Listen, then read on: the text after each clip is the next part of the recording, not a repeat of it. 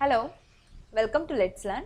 So basically आपण या व्हिडिओमध्ये बघणार आहोत electrical energy of 2 point charges and of a dipole in and electrostatic field. Potential energy of a system of 2 point charges. Basically आपण means इथे आपण derive करणार आहोत की potential energy of a 2 point चार्जेससाठी काय फॉर्म्युला येतो. ओके, चलो let's see then. So basically जर सपोज मी असं कन्सिडर केलं, मी तुम्हाला याच्या पाठीमागच्या व्हिडिओमध्ये भरपूर वेळेस समजून सांगितलेलं होतं की आपण एक एक्झाम्पल घेतलं होतं बघा, ग्रॅव्हिटेशनल पृथ्वीचं एक्झाम्पल घेतलं होतं ग्रॅव्हिटेशनल फोर्ससोबत. आणि इथे जर सपोज सरफेसवरती एखादी गोष्ट असेल, रॉकेट लॉन्च जरी घेतलं आपण एक्झाम्पल तरी चालेल, आणि मला ही सरफेसवरची गोष्ट इन्फिनिटी पॉईंटला न्यायची आहे, तर त्याच्यावरती काय अप्लाय करावं लागेल? फोर्स अप्लाय करावं लागेल. का? कारण इकडे कोणता फोर्स आहे? ग्रॅव्हिटेशनल फोर्स आहे, जो की त्याला त्या वस्तूला खाली खेचतोय आणि त्याच्या अगेन्स्टमध्ये मला फोर्स द्यावं लागेल. आणि इथे काय करावं लागेल? डिस्प्लेसमेंट होईल माझी, आणि त्याच्यामुळे काय परफॉर्म होईल? वर्क परफॉर्म होईल. सेम वेने मी काय करू शकते, आपण जेव्हा डिराईव्ह केलं होतं equation for the electrostatic field of a dipole, आठवत आहे? एक अशा प्रकारे एक चार्ज होता, त्यानंतर एक दुसरा चार्ज होता, जो की मी इन्फिनिटी डिस्टन्सपासून त्याच्याजवळ आणत होते. कळतंय? इन्फिनिटी डिस्टन्सपासून त्या चार्जच्या जवळ आणत होते. एक दोन चार्जेस होते, जो मी एक चार्ज इन्फिनिटी डिस्टन्सपासून त्याच्या जवळ आणण्याचा प्रयत्न करत होते. सो बेसिकली मला काय करत होतं, हे जर सपोज पॉझिटिव्ह आणि पॉझिटिव्ह असले तर याच्यात कोणता फोर्स राहील? रिपल्सिव्ह फोर्स राहील. हा याच्यात रिपल्सिव्ह फोर्स राहील लाईक दिस, इलेक्ट्रोस्टॅटिक रिपल्सिव्ह फोर्स. आणि हा फिक्स्ड पोझिशनला आहे. त्याच्यामुळे याच्यावरती मला काय करावं लागेल? फोर्स एक्झर्ट करावं लागेल आणि डिस्प्लेसमेंट होईल इथे, हो की नाही? फोर्स असेल, डिस्प्लेसमेंट असेल, याच्यावरती फोर्स एक्झर्ट करावं लागेल याला याच्या जवळ नेण्यासाठी. आणि डिस्प्लेसमेंट, तर मी काय म्हणत होते? Work done. फोर्स आणि डिस्प्लेसमेंट या दोघांचा डॉट प्रोडक्ट, फोर्स आणि डिस्प्लेसमेंट या दोघांचा काय? डॉट प्रोडक्ट, म्हणजे काय झालं तुमचं? Work done. चलो, बट जर सपोज मला फक्त एक सिंगल चार्ज आणायचा आहे आणि तो इन्फिनिटी डिस्टन्सपासून घेऊन येते, पण कुठल्याही प्रकारचा चार्ज तिथे नाही आहे, मीन्स इथे काय होतं, इथे समजून घेऊया आपण की ह्या पहिल्या चार्जमुळे ह्या त्याच्या इलेक्ट्रिक फील्ड लाईन्स आहेत आणि एवढं त्याचं असं अशा प्रकारे त्याचा फोर्स आहे. तर हा काय करत होता, याच्या हा जो दुसरा चार्ज आहे, हा याच्या दोघांमध्ये कोणता फोर्स होता? Repulsive force. तर त्याच्यामुळे या फर्स्ट चार्जचा रिपल्सिव्ह फोर्स याच्यावरती ॲक्ट करत होता आणि सेकंड चार्जचा रिपल्सिव्ह फोर्स याच्यावरती ॲक्ट करत होता. त्याच्यामुळे रिझल्टंट फोर्स काय करत होता? जो इलेक्ट्रोस्टॅटिक फोर्स राहील आपला रिझल्टंट फोर्स, याला याच्यापासून दूर घेण्याचा प्रयत्न करेल. ठीक आहे, याला याच्यापासून दूर खेचण्याचा प्रयत्न करेल. बट जर सपोज मी असं मांडलं की सिंगल चार्ज आहे, सपोज मी असं मानते की माझा सिंगल चार्ज आहे, मीन्स एक सिंगल चार्ज आहे ज्याला की मी इन्फिनिटी डिस्टन्सपासून घेऊन येते, तर तिथे वर्क डन काय राहील तुमचं? 0. कारण कोणत्याही प्रकारचा दुसरा चार्ज नाही आहे की जेणेकरून त्याचा फोर्स याच्यावरती ॲक्ट होतो. कळालं? चलो आपण स्टेटमेंटमध्ये बघूया हे. When two like charges lie infinite distance apart, their potential energy is 0 because no work has to done in a moving one charge at an infinite distance from the other. म्हणजे generally कोणत्याही प्रकार त्यांची potential energy काय असती? 0 असते. Potential energy व्यवस्थित बघा, इथे पोटेन्शियल एनर्जी 0 आहे. मी पोटेन्शियल म्हटले का? नाही, कारण एकाचं पोटेन्शियल दुसऱ्यांवरती ॲक्ट होत नाही. म्हणजे सपोज असं मानून घेऊया, हा चार्ज इकडे आणि हा चार्ज इथे, आणि ह्या दोघांमध्ये खूप खूप खूप अंतर आहे, खूप इन्फायनाईट डिस्टन्स अंतर आहे. तर याचा याच्यावरती काही इफेक्ट होईल का? आणि याचा याच्यावरती काही इफेक्ट होईल का? नाही. आणि पोटेन्शियल एनर्जीचा फॉर्म्युला जर तुम्हाला आठवत असेल तर काय सांगितलं होतं मी? यूने इंडिकेट करतो आपण potential energy, Q1 Q2 divided by 4π epsilon naught आणि दोघांमधलं डिस्टन्स R12 जर असेल तर. पण आता हा Q2 चार्ज जर ॲक्टच नाही करत आहे Q1 वरती, तर Q1ची पोटेन्शियल एनर्जी येणार आहे का? नाही. Q1चं पोटेन्शियल राहील, पण पोटेन्शियल एनर्जी येईल का? नाही. त्याच्यानंतर लाईक जर सपोज मी मानते की आता लाईक Q1 चार्ज आहे, सो Q2 वरती Q1 चार्जचा काही इफेक्ट आहे का? नाही. म्हणून इथे काय होईल, पोटेन्शियल एनर्जी राहील का Q1 मुळे? नाही. ठीक आहे. सो बेसिकली तुम्ही जेव्हा लाईक इथे पोटेन्शियल एनर्जी काय राहते, झिरो राहते. पोटेन्शियल एनर्जी कधी झिरो राहते? Because of no work has to done in a moving one charge at a infinite distance from the another. कारण त्यांचं एकमेकांशी काहीच कोणत्याच प्रकारचं कनेक्शन नसतं, ते एकमेकांवरती कोणताच फोर्स एक्झर्ट करत नाही. But when they are brought closer one another, work has to be done against the force of repulsion as the electrostatic force is conservative. This work gets stored as the potential energy of two charges. So basically आता जर हे दोघं charges मी हे एकमेकांच्या जवळ आणले, infinity distance पासून समजून घ्या असे आणले, ठीक आहे. आणि आता काय करावं लागेल मला, आता काय करेल हा याच्या, आता जर सपोज हे दोघंही पॉझिटिव्ह राहिले तर आता दोघांमध्ये कोणता फोर्स राहील, रिपल्सिव्ह फोर्स. म्हणून रिझल्टंट इलेक्ट्रोस्टॅटिक फोर्स अशा प्रकारे एक्झर्ट होईल, रिझल्टंट इलेक्ट्रोस्टॅटिक फोर्स अशा प्रकारे एक्झर्ट होईल. जर मला या दोघांना एक दुसऱ्यांच्या जवळ आणायचं आहे तर मला कसा फोर्स अप्लाय करावा लागेल, against the electrostatic force. Electrostatic force या दिशेला आहे तर मला या चार्जवरती या दिशेला फोर्स ॲक्ट करावा लागेल आणि या चार्जवरती या दिशेला. तर अशा प्रकारे हे दोघं चार्जेस काय करू शकते मी, लाईक जवळ आणू शकते, means against the electrostatic force. आणि आत्ता माझं वर्क डन होईल, कळालं. आता माझं काय होईल, इथे वर्क डन होईल. आणि हे जे वर्क आहे झालेलं परफॉर्म, ते स्टोर होतं as a potential energy of two charges. Okay,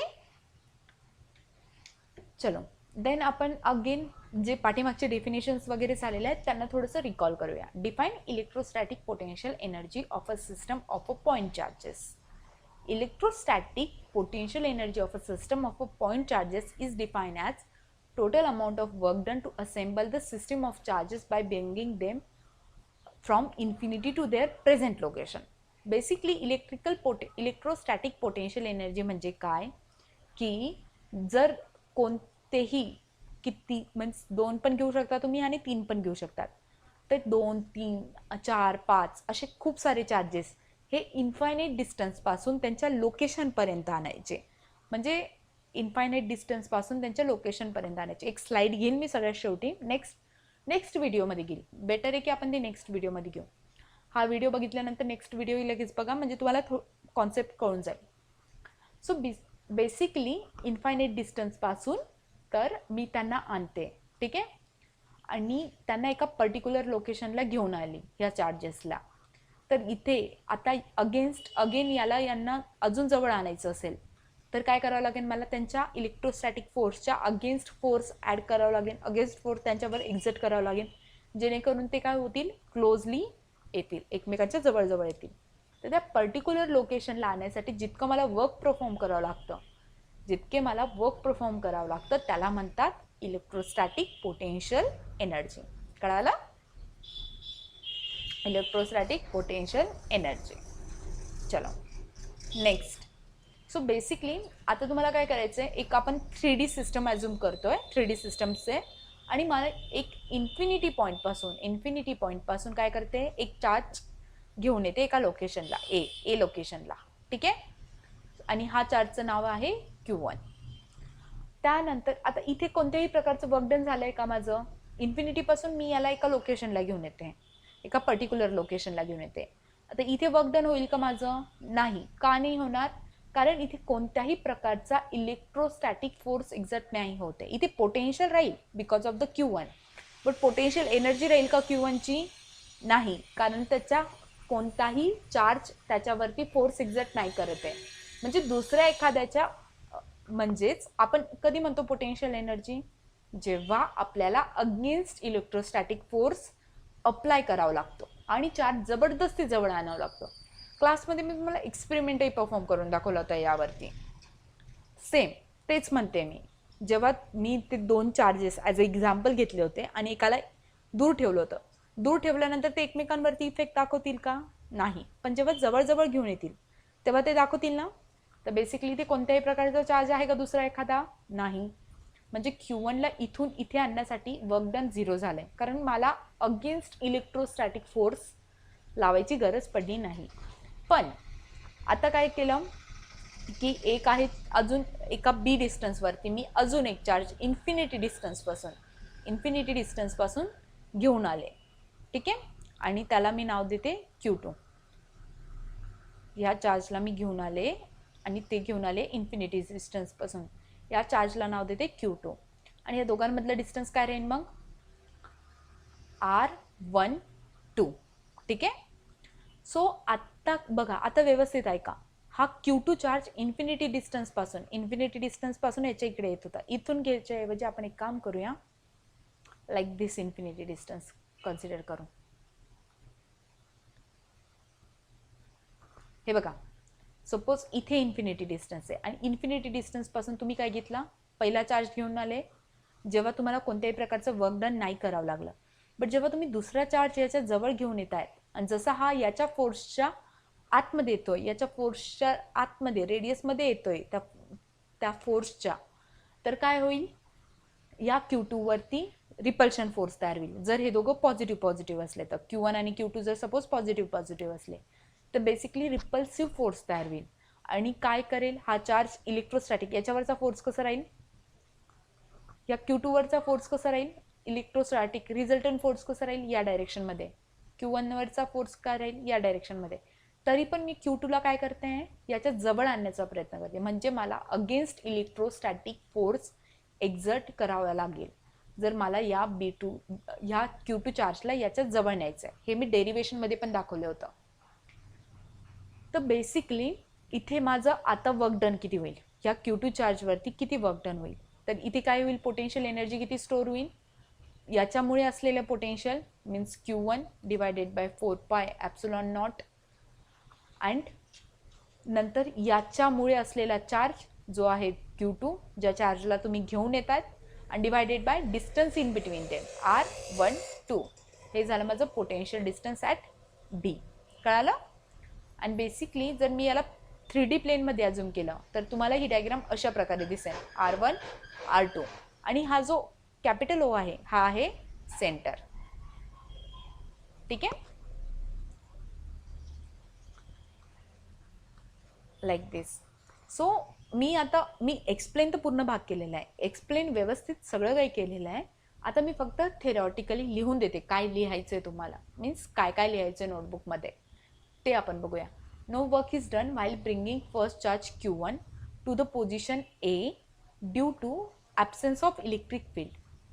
that's why W1 is equals to 0. मी सांगितलं होतं की कोणत्याही प्रकारचं वर्क डन आपल्याला परफॉर्म करावं लागत नाही जेव्हा आपण एखादा चार्ज इन्फिनिटी पोझिशनपासून घेऊन येतो एका पर्टिक्युलर पोझिशनला. का? कारण तिथे ॲब्सेन्स ऑफ इलेक्ट्रिक फील्ड आहे. दुसरा एखादा चार्ज अवेलेबल आहे का? नाही. Now the charge Q1 produces a potential in a space given by. But charge काय करेल? पोटेन्शियल इथे now charge Q1 produces a potential in a space given by.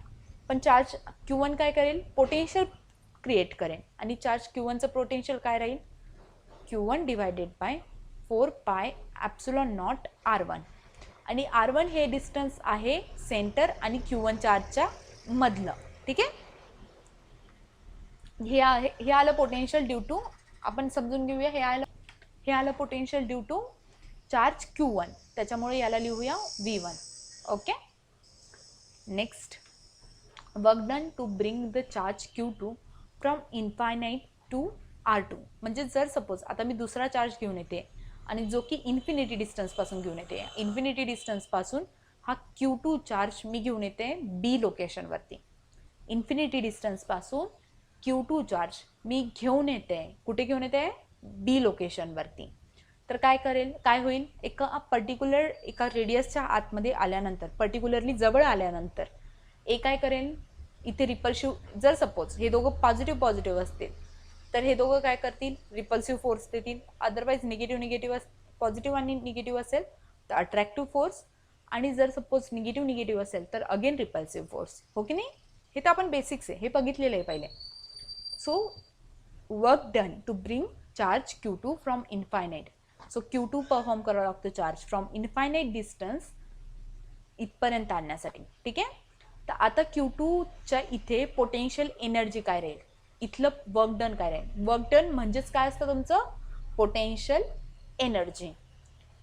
So इथलं वर्क डन काय राहील, Q2चं work done काय राहील, Q2चं work done राहील means आपण W2 लिहून घेऊ इथे. W2 काय राहील आणि पोटेन्शियल एनर्जी काय राहील, पोटेन्शियल एनर्जी आपण यू मध्ये घेतो. सो पोटेन्शियल एनर्जी काय राहील इथे, potential at B due to the charge Q1. इथे काय, इथे जी पण लाईक इथे जे पोटेन्शियल आहे, potential at B due to the charge Q1, B वरती ड्यू टू द चार्ज Q1चं काय पोटेन्शियल आहे. सो ते आहे Q1 divided by 4 pi epsilon not R1 multiplied by Q2, म्हणजे जो स्वतः चार्ज आहे तो. तर हा आला आपला फॉर्म्युला कशासाठी, work done for the Q2 charge. हे जर तुम्हाला असं नाही समजलं potential at B due to the Q1 into Q2, हे जर तुम्हाला नाही समजलं तर आपला वर्क डनवाला जो फॉर्म्युला आहे जो मी डिराईव्ह करून दाखवला होता तोही डायरेक्टली वापरला तरी चालेल. तोही सेम हाच आहे, Q1 Q2 4 pi epsilon not, ज्या चार्जला आपण घेऊन येतोय divided by distance in between them. So इथे काय राहील, लाईक इथे काय राहील ह्या दोघांमधलं डिस्टन्स. ठीक आहे. आणि ह्या R12 काय राहील, ह्या दोघांमधलं डिस्टन्स. चलो next. So this work done in bringing the two charges to their respective location is stored as the potential energy of the configuration of two charges. म्हणजे हे आतापर्यंत आपण जे जे पाहिले त्याचीच रिव्हिजन आहे बेसिकली, की तुम्ही इलेक्ट्रोस्टॅटिक फोर्सच्या अगेन्स्टमध्ये चार्जेसला आणताय तर टोटल वर्क डन किंवा टोटल पोटेन्शियल एनर्जी काय राहील. तर टोटल पोटेन्शियल एनर्जी राहील 1 divided by 4 pi epsilon naught Q1 Q2 divided by R12. Okay. I hope तुम्हाला कळालं असेल. याच्यात काहीच नवीन नाही आहे या व्हिडिओमध्ये, आत्तापर्यंत आपण जे बघितलेलं आहे तेच आहे. आणि याच्यानंतरचा व्हिडिओ मी सजेशन बॉक्समध्ये प्लेलिस्टमध्ये दिलेला राहील, प्लीज चेक करा. अदरवाईज डिस्क्रिप्शन लिंक्समध्ये राहील. ओके. आणि मीन्स जे जे व्हिडिओ मी टाकत चालेल अप टू डेट बघत चला. Okay. Thank you. See you in the next video.